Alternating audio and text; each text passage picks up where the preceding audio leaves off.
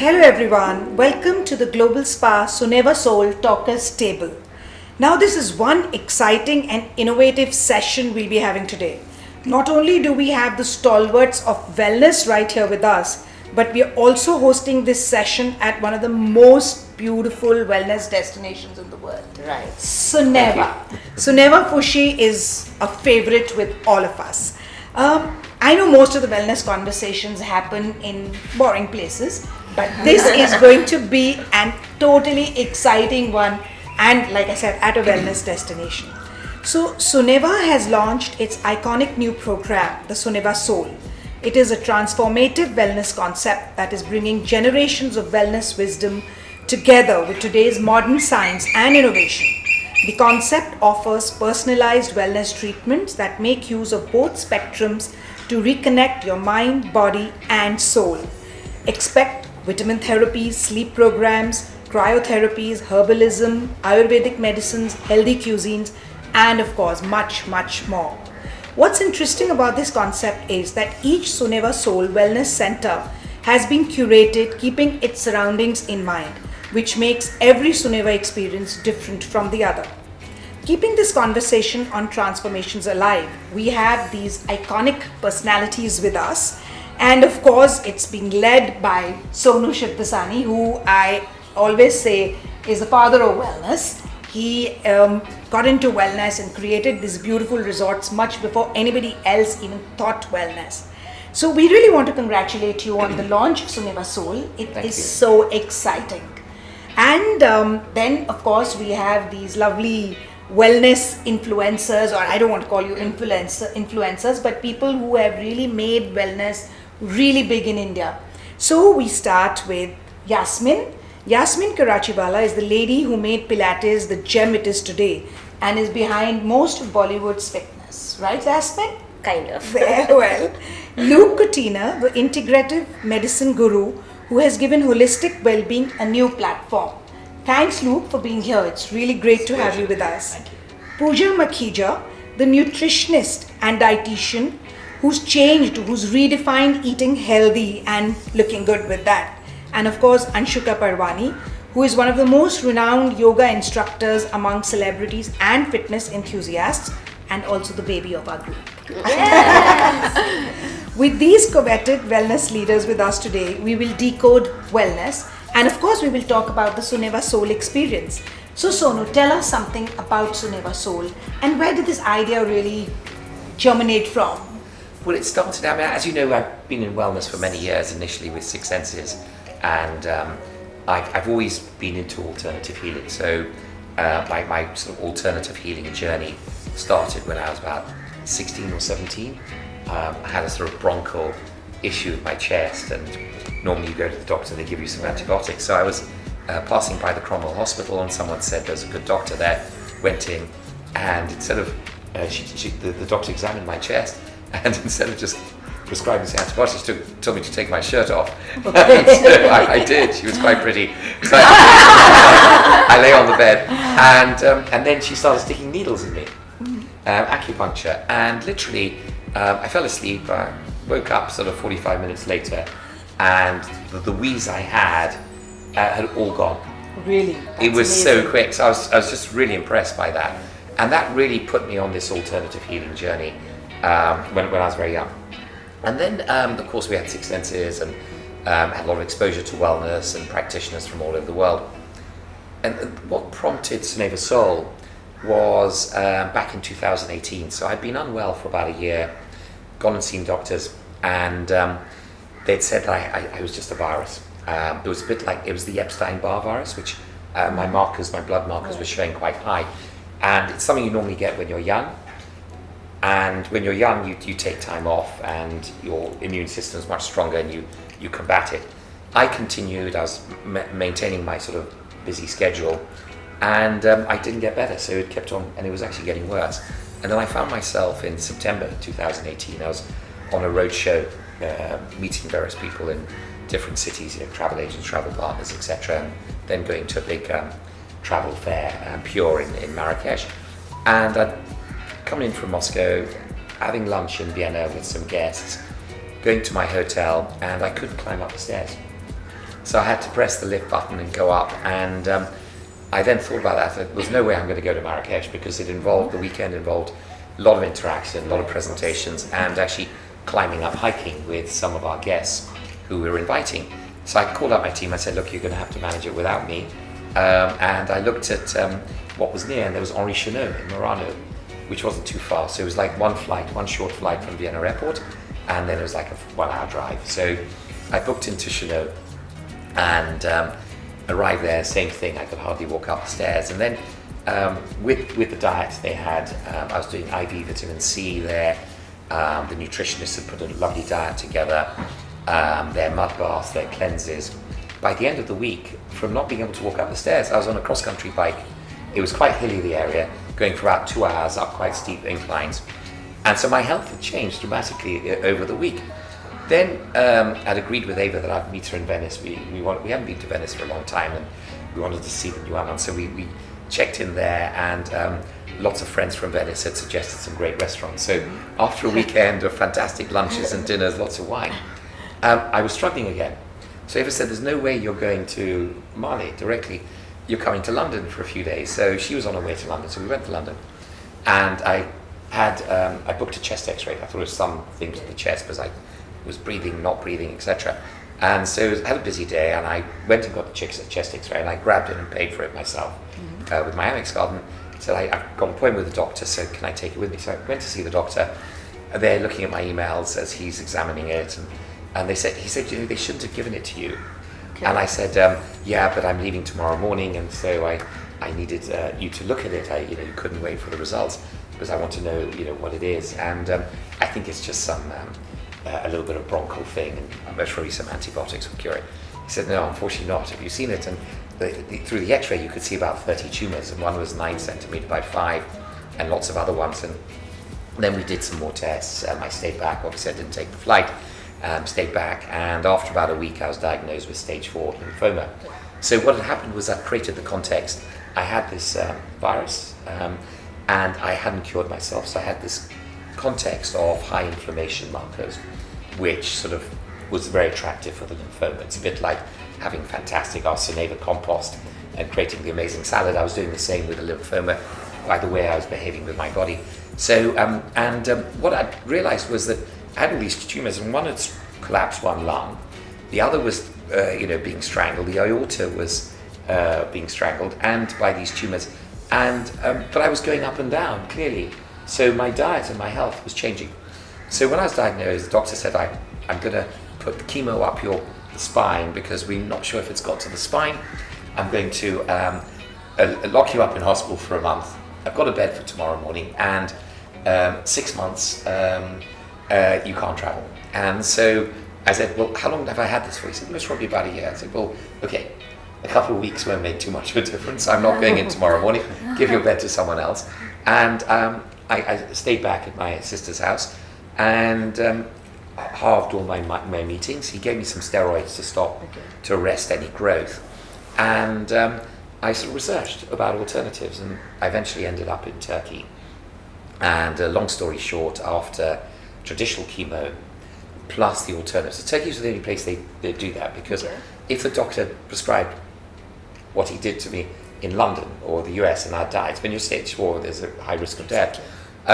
If I died, Ava and the lawyers would have had a field day. They'd have been out of business because they didn't do everything by the book. Of course, they used the chemo, but on chemo day, for example, I'd fasted for 48 hours, so I had no side effects of the chemo. Ooh. My blood sugar level was low. Once it wasn't, so they gave me a bit of insulin.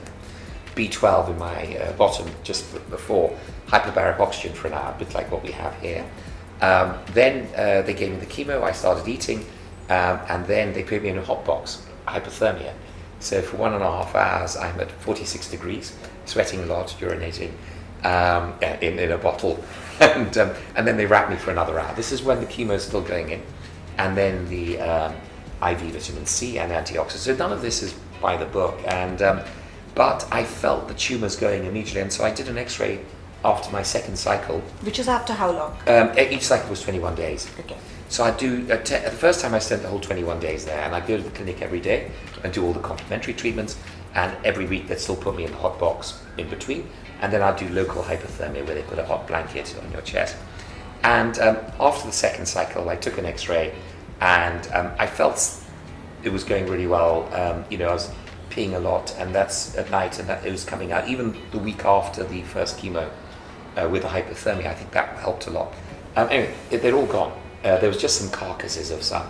So I didn't even bother with a PET scan yet, and the doctor said, you've still got to do the 6 cycles, because that way it was a conventional oncologist. Anyway, so the long and short of that was, this experience helped me cure myself in a way that I didn't have side effects. I actually think it was a blessing, the experience. And Eva and I came up with 35 reasons why we were grateful for what happened. We definitely wouldn't rewrite that chapter of my life. I mean, the chemo was a bit awkward, but it wasn't so painful. It was because I was fasting.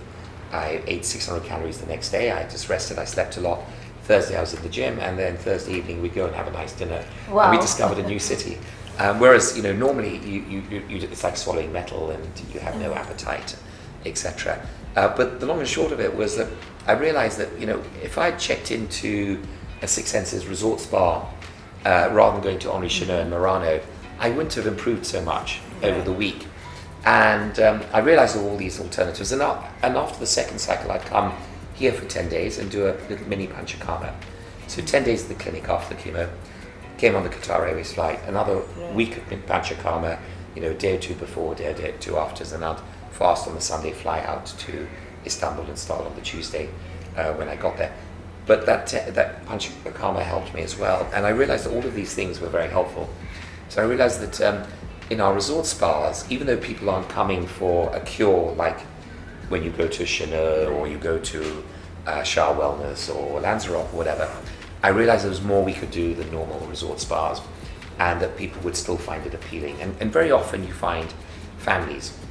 Right. Destination spas aren't great for families. Actually, most don't welcome kids. So you have the wife who really wants to do some sincere wellness. The husband may want a nice glass of wine. And the wife's disciplined enough that she doesn't mind everyone else enjoying their glass of wine and everything, and she'll do it. So I felt, well, for that market, we should do something. And so firstly, part of my cure was the diet. Okay. So no dairy, no sugar, white flour, and beef.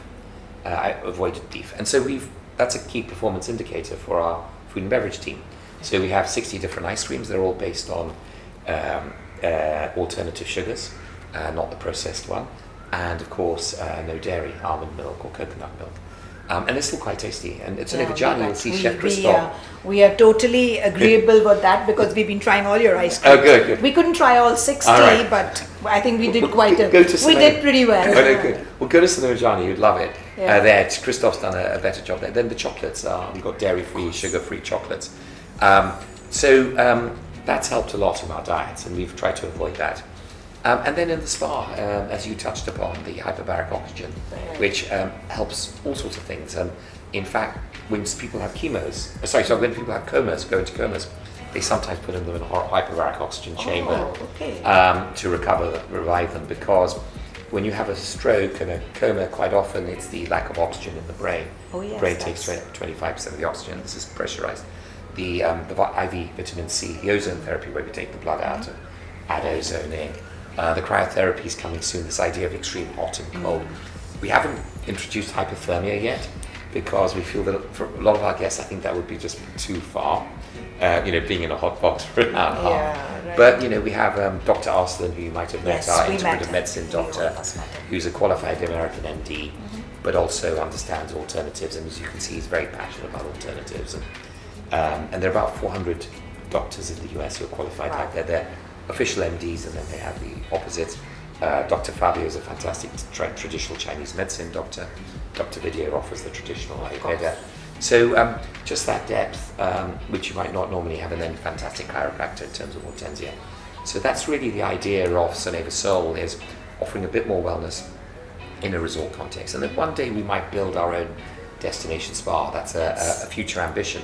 But the moment I realized that there's much more we can do with our resort spas in a resort context. And unfortunately, it's doing very well.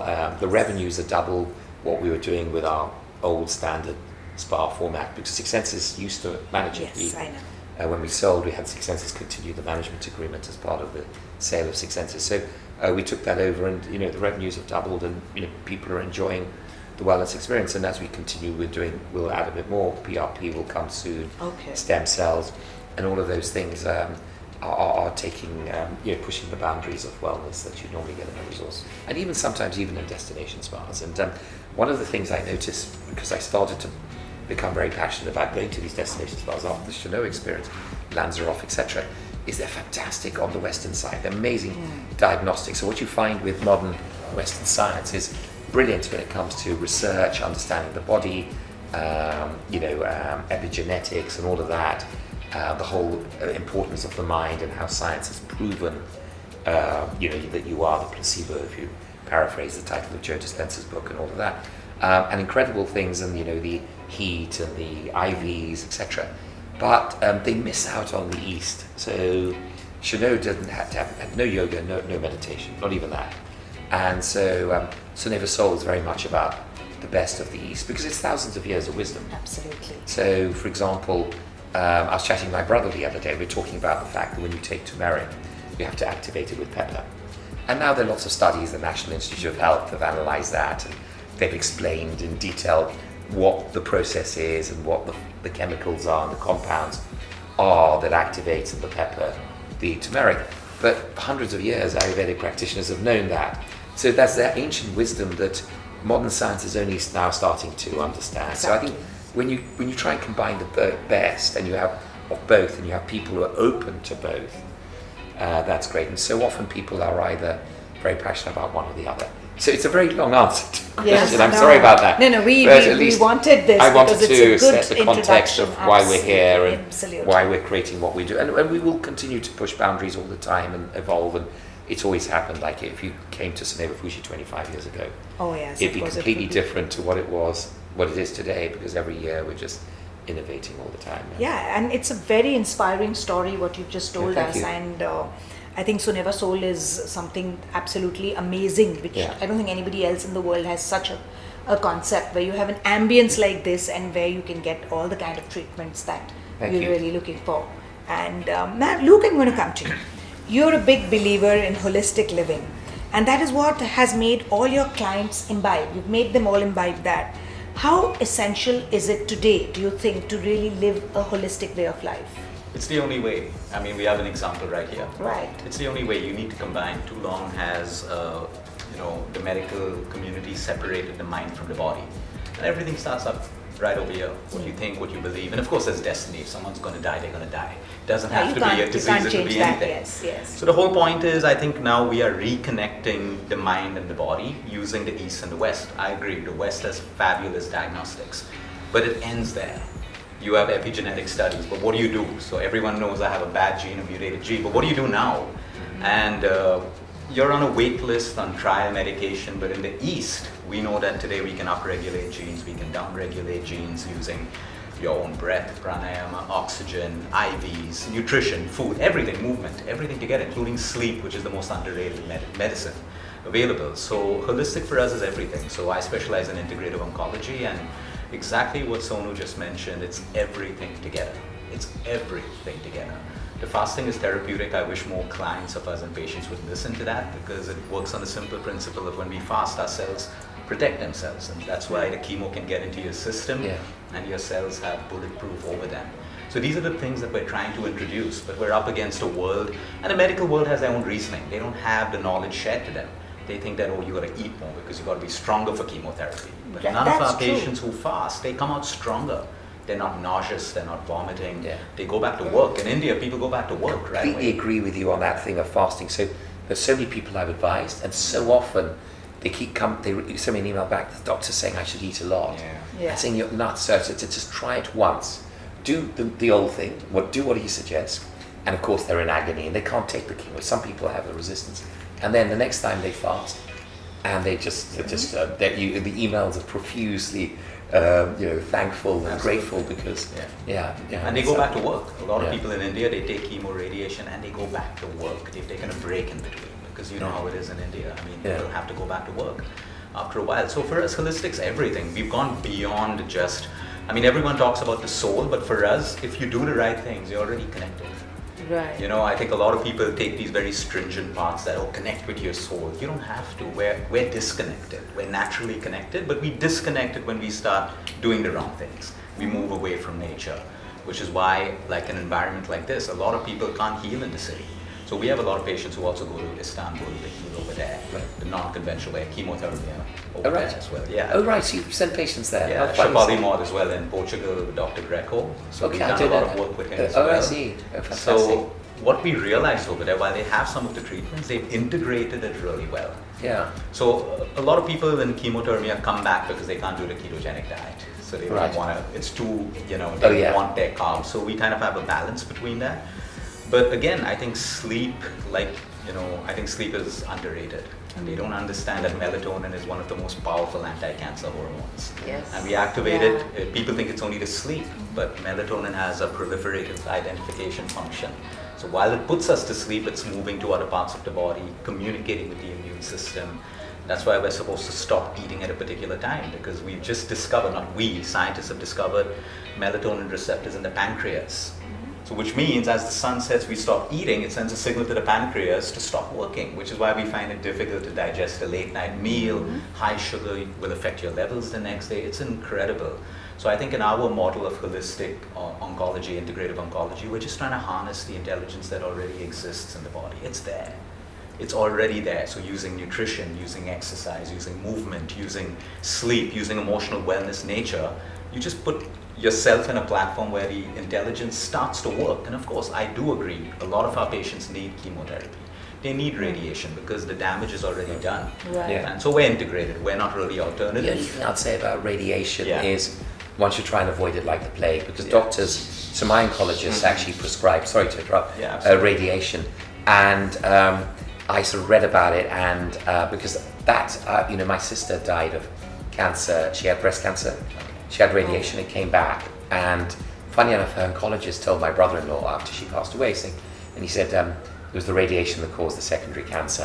And if you Google it, there's studies about 15-20% of secondary cancers are caused by radiation, and you don't necessarily need to do it. So a lot of oncologists believe in this idea of George Bush in Iraq, let's zap it, kill all the therapists, all the terrorists. But what he did in Iraq is he actually created a whole new brand of terrorists. And that's my view as well, is if you do that approach, you actually, suddenly you stimulate even more terrorist cancer cells. So I actually avoided radiation. Whenever I advise people, I say, try and avoid it with the plague and really just but that's a good call, because radiation, you can't fix the damage done by it. No. In fact, I was talking to Dr. Arslan and everyone. We have a patient of mine coming in over the next couple of days. Okay. Yeah, I love the system. So we've already made the protocol. I think we will fly in again in a week to get the patient assessed in an integrated way, because the proton radiation is what damaged the patient finally. She was in remission. Everything was fine. Yeah. So that can't really be repaired, because now the entire microbiome has to be repopulated, and that takes ages of very strict diet. Yeah. So I mean, I agree with that. I think our radiations that our doctors do is more like a package today. You have X amount of cycles of chemo, X amount of radiation. It's like a package. Like every patient is. I don't blame the doctors, because they have like 2 minutes per patient, and if it's ER positive, this is the package that you have. This is the package. But it's also by the book. So with my oncologist, it's not personal. he had me there and he was saying, look, you have to do the radiation. And then he said, let's go out of my office and have a chat. So we just went for a walk. He said, look, it's really your decision. This was in Istanbul, right? Yes. He could take you out for that walk. Yeah, in India and New York. You can't. You gotta be careful. So, Yasmin, you are engaged in all forms of fitness, be it Pilates, yoga, HIIT, nutrition. What is the secret of staying so motivated? So I always believe that if you love what you do, you don't need motivation, right? That's motivation enough. So when I have clients who come to me, I don't prescribe what they should do. I speak to them, I find out what their personality is. The maximum thing that I've heard people walk in through the door and says, I've joined so many gyms, I go for a few days and then I waste my membership, and I'm coming here, and people have said that they've been coming here for a long time, but I know I'm going to do the same, right? So I take the time, I speak to them, and just regular stuff like, what have you been doing, what do you like doing? And then I prescribe to them, why don't you try this out? So people will come and say, should I do gym or Pilates? I'm like, have you ever done Pilates? No, but everyone says I should do Pilates, you know. So I'm like, okay, why don't you do a couple of gym sessions and do a couple of Pilates sessions and see what, no, but you're the expert, you know what's best, right? So you tell us. And I'm like, I don't know you, and you know, you probably don't know yourself and what you're going to enjoy. So take the time off, but I have to pay up. So what should I pay for? I said, okay, we'll wait for the payment. Just put a deposit in. We won't put you into any program, and figure out. So they come in and they try different things. They try functional training, they'll try circuit training, they'll try regular weight training, and then they do Pilates. And then over about 2 weeks, they literally say, okay, I love doing this. And I'm like, okay, that's what you, but my friend did this and she saw results, right? I'm like, yes, because your friend has a completely different body, completely different wants. Your body's different, and if you do what you love doing or what you enjoy doing, you're going to make it a lifestyle. And health is a lifestyle. It's not a stop. It's not a destination. It's a journey. So I think for me, what's worked is getting people to understand, because no one takes the time to really understand, what do I like? My friend runs on the beach, I think I should run on the beach, My friend went for a Zumba class, I think I'm going to do Zumba. This person tried, particular thing, and I'm like, I started with aerobics, right? When I started my career 30 years back, I started teaching group aerobic classes, and then I did personal training, so I was weight training, and then I discovered Pilates. And Pilates taught me that you have to nourish your body. Right. Exercise has to be nourishment. It's not about breaking your, you do that, but every time you break your body, you do Pilates and you nourish. So for me, it's like food nourishes your body. Exercise has to nourish our body, because what are we going to be left with, as we age, is the body that we have. And if all we've been focusing on is breaking and getting six-pack abs, it's, when you're going to grow older, then you'll want to do things to repair. So for me, I tell everybody who comes to me that continue whatever else you're doing. If you're a weightlifter, if you're a professional athlete, if you're a swimmer, if you're a hiker, do whatever you do, add Pilates to your life, to your workout, and you'll do whatever else you're doing better. Because Pilates makes you focus from inside out. Right. It's like, it just like coming back to cancer, and my dad had cancer, and I was just talking to Luke, and he used to go for chemo, and I took my dad to Mexico, right, to the Oasis of Hope. Right. And they said no sugar, no gluten, no dairy, right? And when he got chemo, I was like, no sugar, no gluten, no dairy, Dad. And the nutritionist used to come, he needs sugar, he needs sugar, he needs sugar. We come back and to I was that. like, no, he's not going to have sugar. So we used to literally get into an argument. Yeah. And I was like, I'm not giving my father sugar, Yeah. right? And my father would ask the doctor, how soon can I go work out? And the doctor was like, you're getting chemo. And he said, no, my daughter teaches Pilates, so I'm going to go do Pilates after. So, and he would come like literally on day 4, he would be in the studio, and he didn't allow me to tell anybody in the studio that he had cancer. Because he was like, I don't want them to look at me and, pity me. So he would come in. All I told my instructors is, be careful, he's not well, and he likes to push himself, so just go easy. And he would do Pilates, and he was happiest. Like the number of years that he spent, he would work out, and so it was just like nourishing the body. It was making him feel good. And I think, like, I tell people, yes, you want to feel tired after a workout, but you want to feel good, because feeling good is going to last with you for your lifetime. Yeah. So Pooja, we've all been talking about food. Food is actually what makes us all healthy. Eating it or not eating it.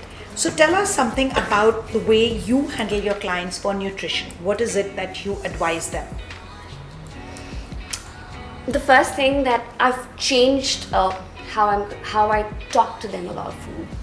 I think the pandemic has made all of us realize how important it is to have your inherent immunity to be able to ward off what the world shut down on. So I think the simplest way you can explain to anyone is that food is information, right? Everything works on information. So every bite you put into your mouth is information. information that's taking you towards good health, and everyone wants good skin and good hair and good eyesight and a beautiful smile, or it's information towards taking you towards gas and acidity and deadlier troubles like cancers and diabetes. So food is information. Now every bite you put into your mouth, think, just give it a thought that I love this food. Does the food love me back? And you don't want a one-sided love affair. So if the food loves you back, that's the food you have to eat. And do you have to come to a nutritionist, or do you have to do nutrition to master to know that this is good food or bad food? No. A toddler today knows what's healthy and what's junk.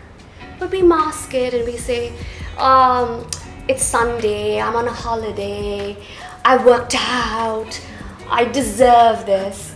And that's how we lure ourselves, and we pet ourselves and say, a little bit of love and pampering, that what else is to live for?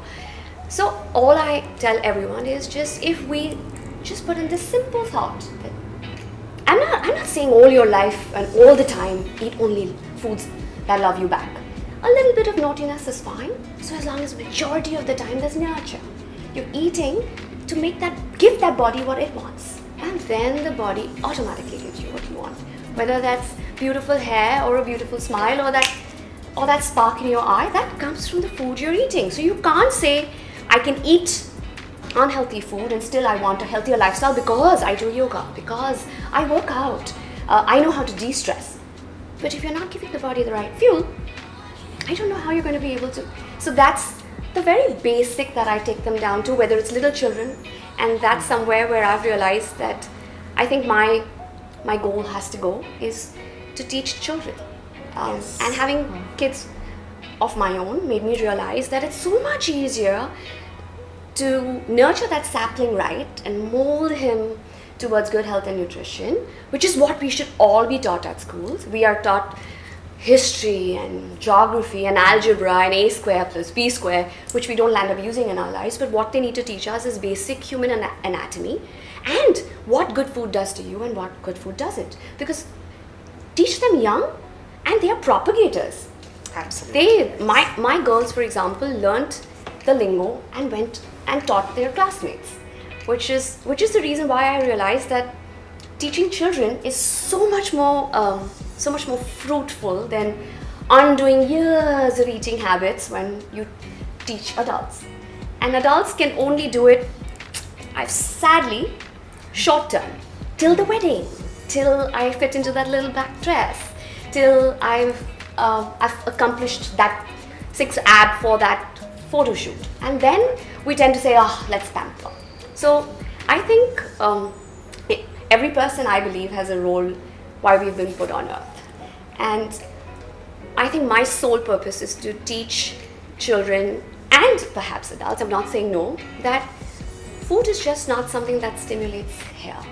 Okay? Food can do magic. You can reverse serious illnesses when you are really giving your body the potential to fight back. You do things the right way, life can be lived the right way. And it just is such a simple act, because that's the only thing we voluntarily put inside this body. What else? We're so particular about how we charge our phones, how we look from the outside. But from the inside, how is it that we charge ourselves? Just with that act. Even sometimes the air we breathe is not in our control. But the food we put in is in our hands. So here at Soneva, we have the perfect solution. Tasty food and healthy food. Exactly. That's the part. That's the part. Most people actually think mastered that. Right. To Thank you. Huge. No, most people think healthy food has to be boring. Yes. Most Yes. people think healthy food has to be tasteless. No, And exactly. that's- Not at all. That's so wrong. Did you go to Shades of Green out? Yes, we did. Yes, we did. Last night. Oh, right, We with did. Ganesh, yes. Yeah, We did. that The was mushroom lovely. dish, it was amazing. Yeah, exactly. I love it. I mean, it's a sort of dish which you don't miss the red meat. You know, you could have a heavy Grenache wine that you'd normally have with like a beef or a boar, wild boar or something, and you have it with the mushroom dish, and it sort of pairs perfectly.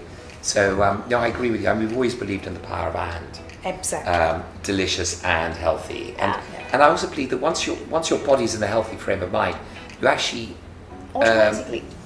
want and Yes. desire tasty food and delicious food. So what you finds tasty is actually, I'm sorry, nutritious for you as well, yeah. And if it stimulates your taste buds and Yeah. gives you the nurture the next day feeling good. When Yeah. we eat good food, you feel good. And when you don't eat good food, you feel uncomfortable. And Yeah, no. our body tells us everything, but we just stop listening. So I like this thing of the power of and. That is a, Right, that's a yes. really good one. Rather than either or. Yeah, Yeah, no, we believe that a exactly. lot. That's framed a lot of our thinking in everything we do. You know, it has to be luxurious and sustainable. Exactly. So the ability to embrace two opposite concepts. But on food, and we talked about the keto diet and your client. I had the same thing. So at Chemothermia, they were suggesting the keto diet, but then I was reading so much about avoiding dairy, sugar, white flour, etc. And so I was trying to get into ketosis whilst trying to avoid the beef, and it's very difficult because to really get into ketosis, you need like lots of toast with tons of butter, bacon and eggs, and a steak for dinner or whatever, because you really need to get the fat content. And I just wasn't able to do it, and I was actually shrinking. So we were in Istanbul. Today I'd be about 70 kilos, and I was down to 59 kilos. Oh, that's... And Ava was getting a bit chubbier because she was there. When she's here, she's on a bike a lot. It's warmer, so she'd gone from like a 51 to 53, and we thought we might actually cross over. And I finally met an Indian Ayurveda doctor, and he said, "Look, you've got to change your diet. I mean, you've got to forget about the ketosis and take carbs, but take the complex carbs, etc." So I started doing that, and my weight just gradually started getting better. And so that was the only slight downside of what I started. That's the only reason why a lot of people, they get the diagnostics, a little bit of the treatment, but they don't follow the diet. No, So they check out, they stay in a hotel, but they go in for their Yes, integrated absolutely, treatments, but yeah. they don't eat that food. Because No. it is difficult for a vegetarian especially. How much can you eat? Then you start to get gaseous with all the excess protein Right, coming in. So it's not for everyone. Yeah. So of course, food is critical, but then so is, I guess, yoga. And we have the yoga queen here with us. And you have pioneered aerial yoga. Tell us something about how it really adds to a person's wellness. So again, like Yas said earlier, it's all about feeling good. And honestly, aerial yoga is just a prop. It's a suspended silk that just makes the practice more fun. And it's an assist to what you do. When I started my yoga journey, I used to be a pilot and I was immobile for a year.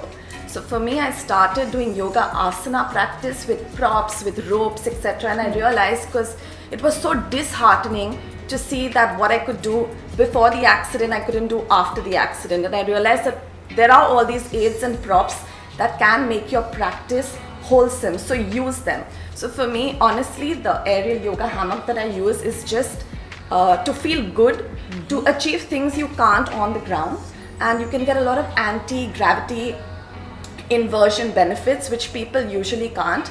Now with the social media world, everybody wants that perfect headstand or wants to get into those complicated asanas, but honestly, the amount of compression that they're putting onto their neck and their spine to get into that posture, you're not really reaping benefits. You're unfortunately going to be really physically unwell after maybe 20 years. But then with these aids and props, you're getting into those particular asanas for longer periods of time, and you're reaping the benefits and enjoying it. And more importantly, also you're letting go of so many fears. I feel like as we grow up, as we start becoming adults, we forget about our inner child. We forget about letting go, having fun, swinging on and releasing all that, promoting oxytocin and all those happy hormones, which that prop really gives you. So you're swinging, you're upside down. It's letting all your, getting over your inner, all your childhood triggers. And also we have a beautiful practice where we do this cocooning on the hammock. Okay. So it's an open hammock, and you get into the same fetal position when you're in your mother's womb. So it's very therapeutic. And I truly believe with yoga, the asana practice is just one of the 8 limbs of yoga. Is yoga, the union of mind, body, soul.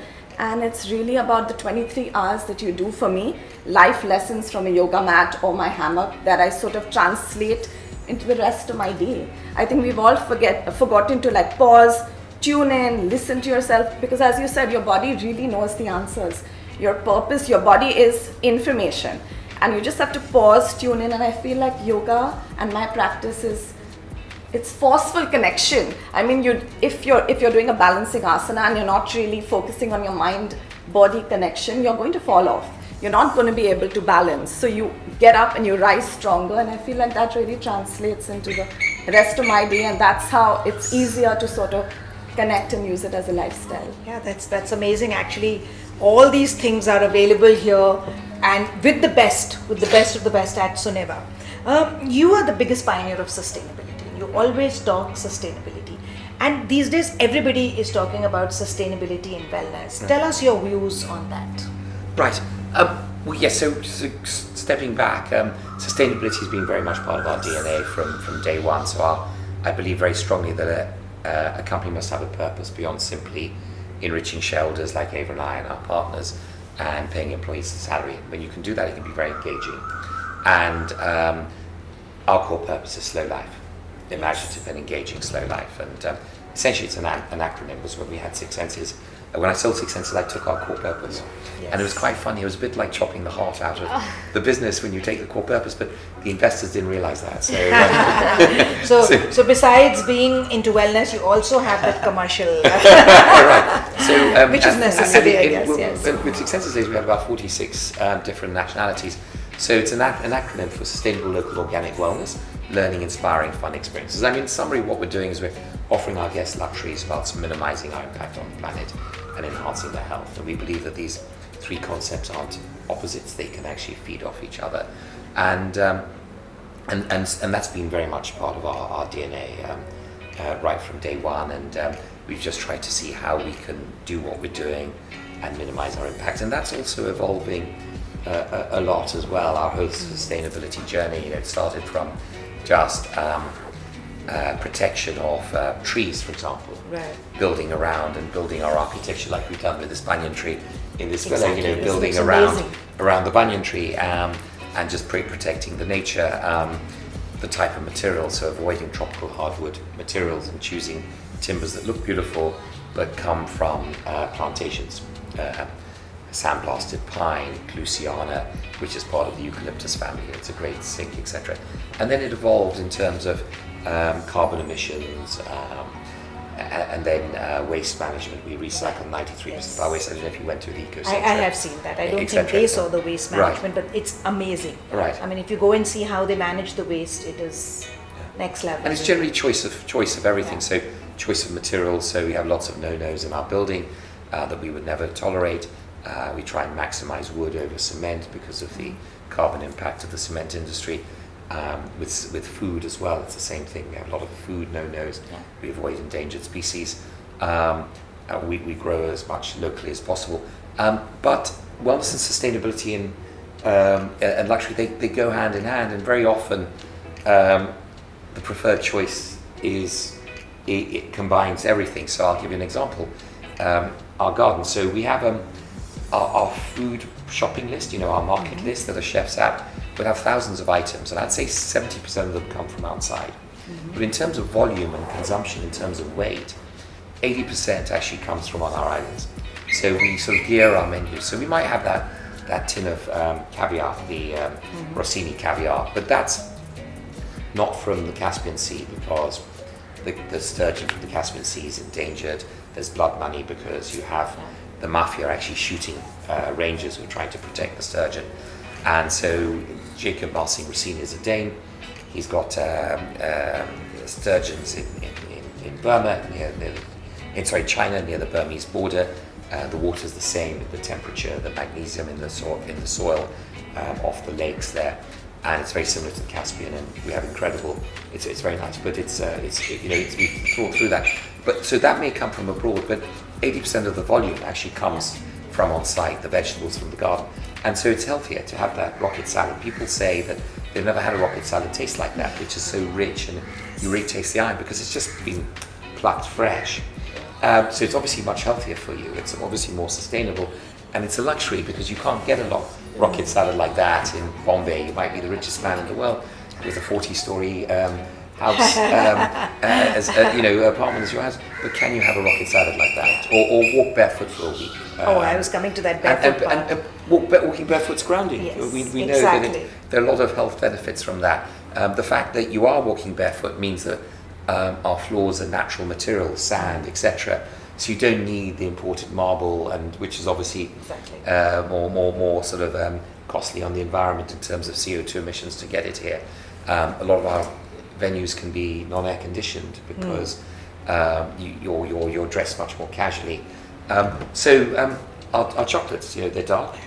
Yes. So they're healthy for you. We have tried lots of all of them. polyphenols, and they're how do you say? We support the rainforest with them, so they're fair trade. So they're supporting the rainforest. So you have a perfect example with a dark chocolate, a product which is very tasty. It's luxurious, but at the same time, it can be good for you in moderation. And even our wines. So 70 to 80% of the wines on the wine list are based on biodynamic farming. And there's a clear example. I always give this example when people talk about biodynamic wines, and I try and explain how sometimes the more sustainable option could actually be the healthier and the more luxurious. So Chateau Pontet-Canet is a Bordeaux which in 1855, when they rated all the wines, and they haven't changed the classification, it was a second growth. And over the years, they've been doing average to good Bordeaux wines. In the 1980s and the 1990s, Robert Parker and Wine Spectator would score their wines somewhere between 80 and 90, 82, 83. Sometimes they get 89 points out of 100. Wow. And then in 2004, there was a big change in sort of the new generation came on board, and they brought in a very sustainable team, managing the fields. They went organic. In 2004, Parker scored them 95 out of 100. And then in 2007, they went biodynamic, where you follow the patterns of nature. The idea of Rudolf Steiner, where you plant in a new moon, you harvest in a full moon, and you avoid sulfides in the winemaking process, which is what causes the hangover and all the other toxicity. And the 2009 and 2010 were scored 100 out of 100 by Parker and the Wine Spectator. And in those 2 years, there would have been 4 or 5 wines in the world which got that score. So, when you put all that on a graph, you can see a direct correlation between becoming more sustainable, obviously a healthier product as a result, as I've explained, and of course more luxurious, a wine that now commands double what it used to, and as a second growth Bordeaux, I think it's the highest price of any second growth Bordeaux, and it's just under the first growth. So I remember you told me last time that all your bottles are also made here. No, so we ban branded water. So all our water is recycled here. Okay. We wash the bottles, we redo it. Okay. And then the waste glass bottles from the wine, Yes, exactly. etc., that goes into our glassical. I'm not sure if you've seen our Yes, of it's in course, our we plant have. factory. Yeah. And where we make fantastic objects of art. It's a perfect example. We believe that waste is an asset, not a liability. So we call it waste to wealth, and it's a perfect example of that. So, Luke, I'm coming to a topic which is a hot topic these days, is that social media has become so important, and people are actually trying to get their wellness fixes through social media. What do you think about that? I don't think the problem is social media, it's the person behind social media. Okay. It's like alcohol, it's the person Right. behind the bottle, right? I think social media can construct and destruct, but I think overconsumption and people not being grounded when they get into social media. Like, fine, I'm going into social media, I've learned a lot from social media myself, but I take what I need and then I use my own logic and reasoning to kind of, research it further. But if I'm following multiple, profiles and just taking the glamorous part or the best part and not Right. applying it, like the whole sheep mentality, I think it could be really destructive. And a lot of people are not mature for social media because they're in the mindset of comparing themselves. They automatically start Yes, that is a comparing. problem. Like Pooja said, like Yasmin said, everyone wants to do what everyone else is doing, but what about yourself? There are 100 different options for cancer. Till date, I've not seen a single patient with the same cancer, same stage. They're getting the same treatment, but all have different outcomes because the body's different.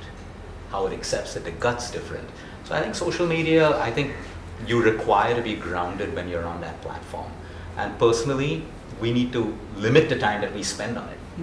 There could be breaks, but the algorithm is so smart that it keeps us just mindlessly scrolling, and it Right. knows, like if I type something today, tomorrow it's only going to give me that.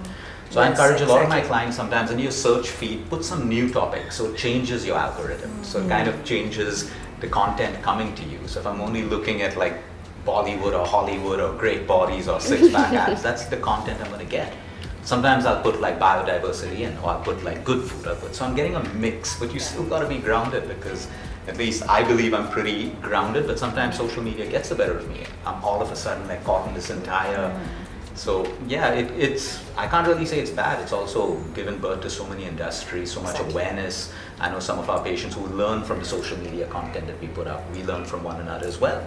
Right. So I really think it's the person behind social Yeah. media. The question is of how you use it. You How have to you use it yeah. use it How in the much right you use manner. of it, how you apply it. I mean, the Exactly. spirituality, it's like there are fad diets, there's fad everything, there's fad spirituality. Everyone can talk spirituality, but no one's Right. practicing it. Exactly. They're all good at saying, oh, I read this, and they feel good. When we say, oh, are you doing it? And they're like, oh no, I'm not starting yet. I'll go for a retreat instead.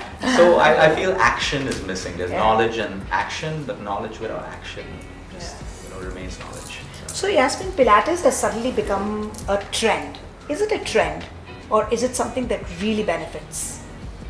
It really benefits. So I remember when why I studied Pilates was about, I think about 16, 17 years back. I was already a personal trainer, and I was already into group training, and I had both my children, and I had that little belly fat that I could never get rid of. I used to do 1,000 crunches and 1,000 abs, and so I started researching on what works on the belly fat, because like any woman, I wanted washboard abs, right?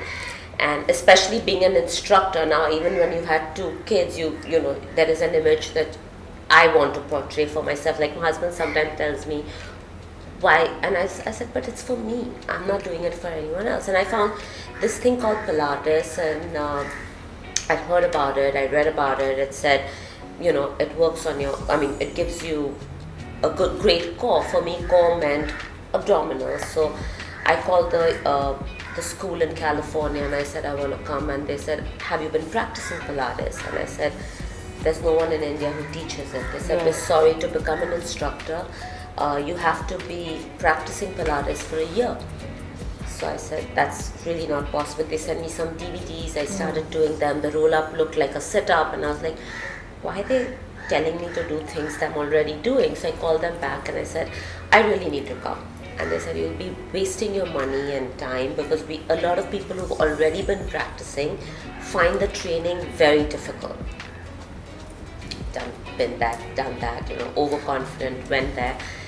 And I realized that it was just something completely different from anything I'd learned. So Joseph Pilates, who started Pilates, believed you are as young as your spine is flexible.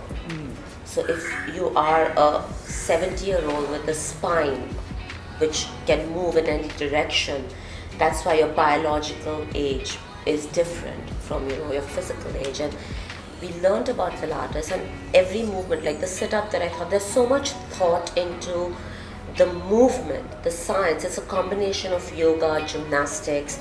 Joseph Pilates was a gymnast, he was a yogic, he was a boxer, he was a wrestler. His mother was a homeopath, you know, so he had studied, there was some Ayurveda that was in his life. So he was a dancer. So what he did was he took all these forms and created Pilates during the last pandemic, which was during World War I, when they had a pandemic. He was an intern. He was a German who was in one of those internment camps, and all these soldiers were coming in without limbs, and he started using their bed springs and started rehabbing them just to keep healthy. And when the pandemic hit, his group of people that he was just making them do regular exercise were the only ones that didn't die. Okay. So it built the immunity through Pilates. So it was, you know, and that is what Pilates is. So when this pandemic happened, the only thing I could think about was when Joseph Pilates created Pilates, which was first known as contrology. It became Pilates after his death.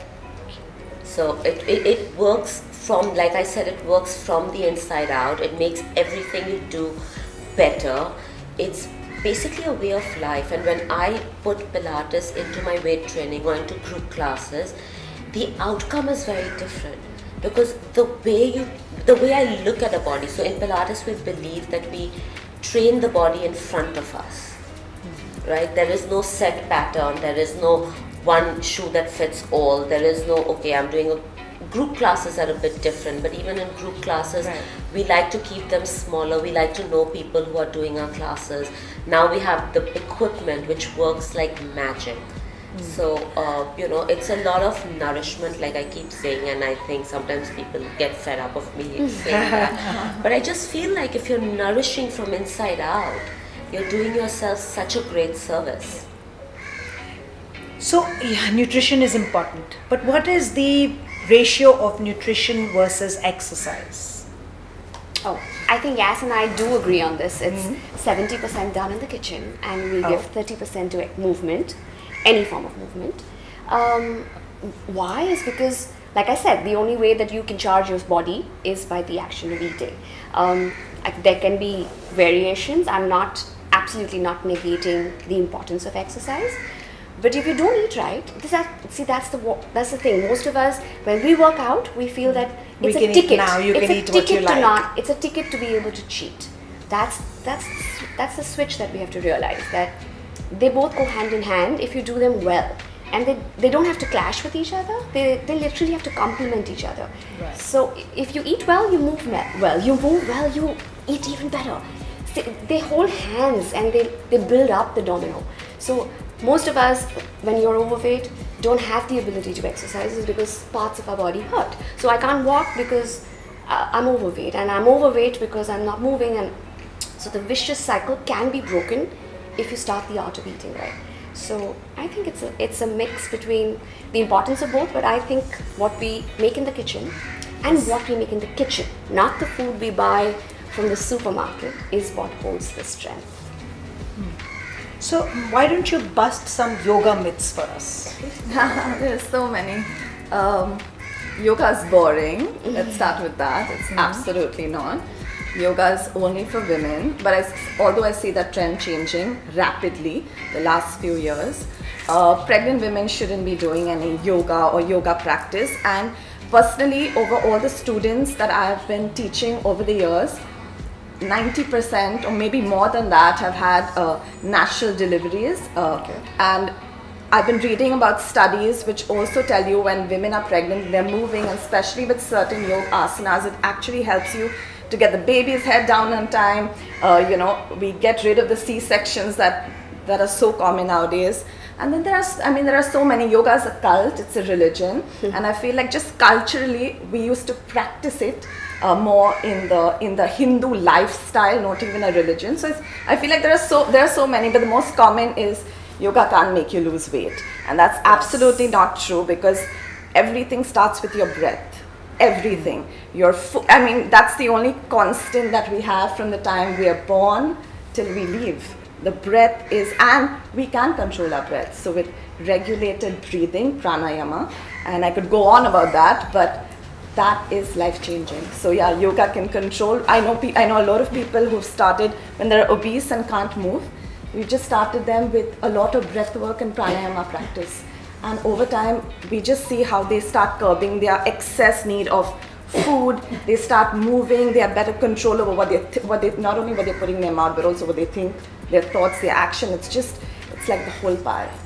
So with the 5 such icons of wellness, I know I could go on for the next 2 hours, but I'm going to now ask you, all of you, one quick question, and let's have a quick answer. And tell us, what is your wellness philosophy? My wellness philosophy is what I described is I think you have to be, that the mind's very important. So I completely agree with what Luke was saying earlier about the mind being key. So coming back to my cancer experience, there's a fantastic book I read at the time called Radical Remission by Dr. Kelly Turner, an American MD. And she'd been blown away by these people who'd been sent home to hospices or home from the hospital to die. they had radical remissions, and her book is the sort of summary of her book is that if you practice 6 out of the 9 chapters, each chapter is about something, you have a good chance of surviving cancer. And 6 of the chapters are about the mind, and only 3 about the physical body. So I believe very much on that, and I think joy is very important. So I think you have to eat healthy. So during the week, I'm a bit more austere, so no alcohol, and I'll follow a very strict diet, and I'll tell the team, I'll just say breakfast at 9:30, lunch at 11:30, dinner at 5:30, and that's it. So I'll keep within the 8 hours. I'll practice intermittent fasting. In the morning, I'll do a few emails, and then I will either do some exercise, yoga, or the gym, and then meditate, and that's how you start the day. And of course, I know you cycle all over the. Right, exactly. Yeah. So that's. So I think that my sort of general approach is, exercise, the mind healthy, proper diet, and that's the secret to long health. So Luke, how do you de-stress? What is your way to de-stress? I think it's my morning routine, but nothing's fixed. Some days I don't want to do anything. I just listen to my body, honestly.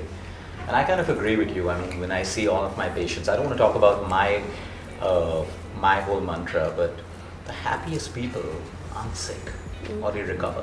And I'm talking about genuinely happy, not the kind of people who pretend to be happy all the time, because it's not. I mean, in basic anatomy and physiology and biology, the physiological state of the human mind and body is to be happy. It's difficult, and even if you may get a virus or a flu or something, or even a tumor growing, but when the physiological state changes, you move into homeostasis naturally, without even, look, when I look at my patients who are 92, 93, 94, all over the world, you can take Europeans, Indians, African Americans, they drink, some of them even smoke.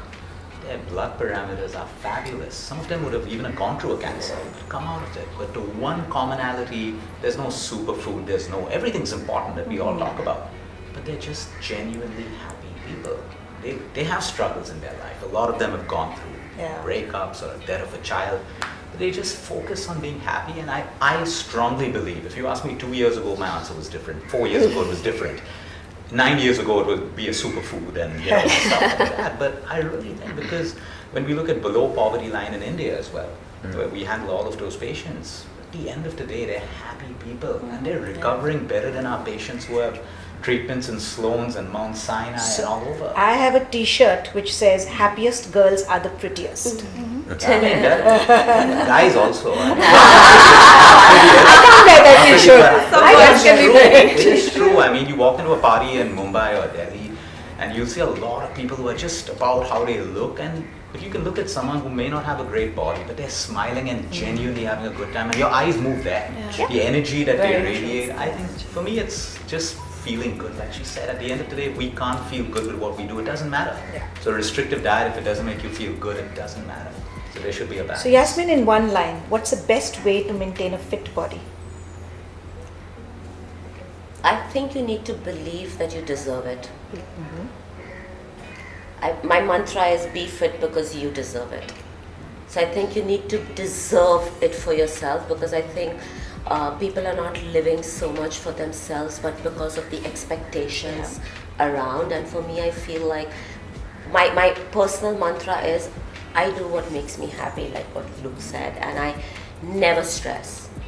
If there is something that's come up, I feel like it's there to teach me, and how do I handle the situation, rather than, oh my God, what am I going to do about it?